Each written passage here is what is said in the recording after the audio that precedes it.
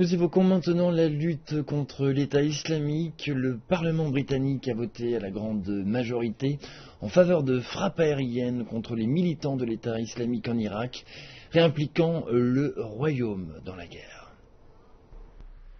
Le résultat reflétait le travail intense lancé par le Premier ministre britannique. Une majorité écrasante s'est prononcée en faveur de frappes aériennes contre l'EI. Un corps de terroristes psychopathes, selon Cameron, capable d'une brutalité inhumaine. Décapitation, crucifixion, énucléation, l'utilisation du viol comme arme de guerre, le massacre d'enfants, tout cela appartient au Moyen-Âge. Pour lui, il est du devoir du Royaume-Uni de se joindre à la coalition menée par les États-Unis.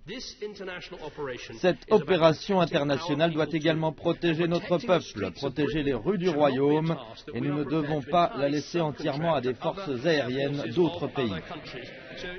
D'après Cameron, ces frappes pourraient se poursuivre sur des années. Mais cela a ravivé les souvenirs de l'invasion de l'Irak de 2003 et a laissé à certains un goût amer. L'ombre de notre dernier engagement militaire en Irak pèse lourdement sur le Parlement aujourd'hui, mais la situation à laquelle nous faisons face est très différente. Nous répondons à l'appel direct du gouvernement souverain d'Irak pour les aider à gérer cette menace terroriste mortelle.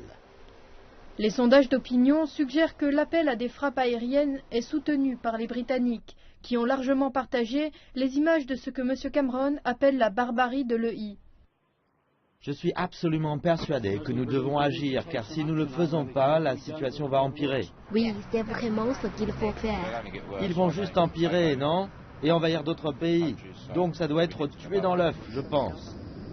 Avec l'approbation du Parlement, 6 avions Tornado de la Royal Air Force britannique basés à Chypre devraient attaquer les passeports de l'EI d'ici quelques heures.